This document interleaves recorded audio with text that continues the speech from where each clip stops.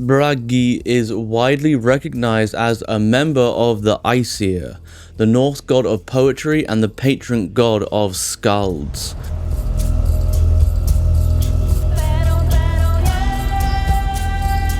It is unclear whether Bragi as a god and member of the Æsir truly existed before the 9th century AD, when a highly talented human Norwegian poet, Bragi Boddason, was recorded as serving multiple Swedish kings before his death. The most notable of these kings were Ragnar Lothbrok, Ostenbelli, and Bjorn at Hugja. This is because there are no currently discovered surviving written records that have Bragi's name in them before this time. It is possible that upon his death, such a talented person was deified by those who knew of his talents, and over time his name was added to the lists of the Æsir. It is also possible that due to Bragi Boddason's talents, more people were made aware of the god Bragi, and as such the god received an increase in worship, reverence, and, most importantly, documentation. Whichever is the truth,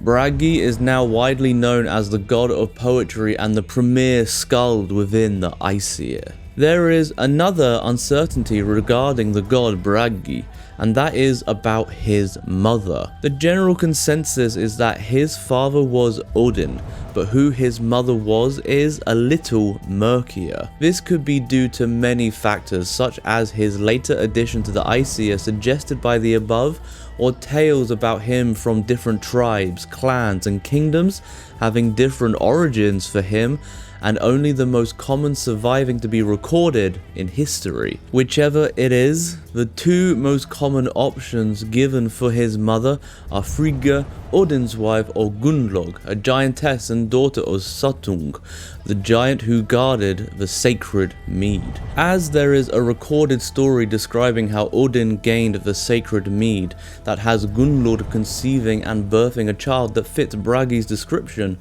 and no such surviving story between Odin and Frigga, it is easier to accept that Bragi is the child of Odin and Gunnlod, and through them is half Æsir and half giant. This would also explain his acceptance in the Æsir, as well as Frigga's dismissal of him in the eloquence.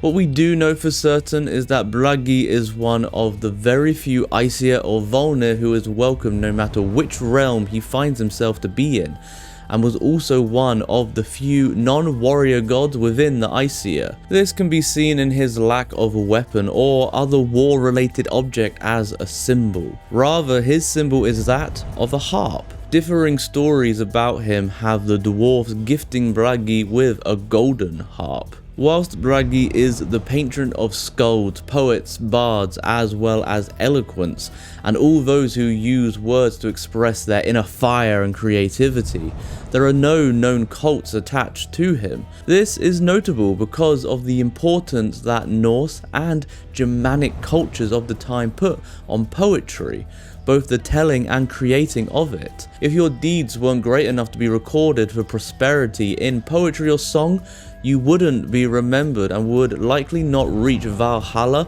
or any other great hall for the dead. Also, because of this lack of cult surrounding Bragi, there are no known holy days for him, nor any recorded structure of how or when to worship him, dedicate anything to him, or the like. The closest to this is that skalds of both sexes were also known as Braga men or Braga women. Suppositions on how and when to worship Bragi can be made from the things he is the god of: poets, bards, skalds, and those who express themselves and pass on information through word and tune. As such, here are a few ideas of how to worship him. Dedicate all of your poetry, song, and creative writing to him. Honor him with your performances of the same. Make time in your days to learn new techniques, memorize poems, sagas, songs, etc. When to worship him is a little trickier, and there seems to be no consensus. Certainly, you could call upon him when you have a performance to give, or you could dedicate it to him. As well as these, you should also act with honor to your fellow people and dedication to your craft. Why?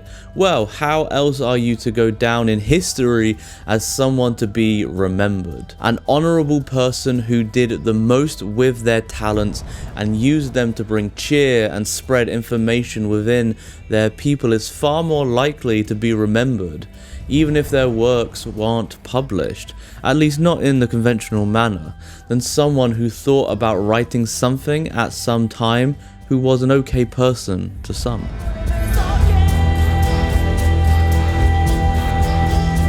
Want to learn more about Norse mythology and all the deities within it?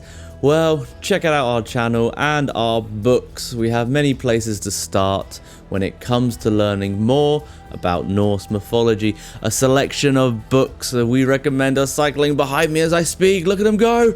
Oh, is that a Morgan Daimler? Thank you so much for watching. A special thank you to our members. You too can become a member and gain early access to videos just like this one. Hit the join button for more information. Subscribe for weekly videos. Ring the bell for notifications, and we will see you next time.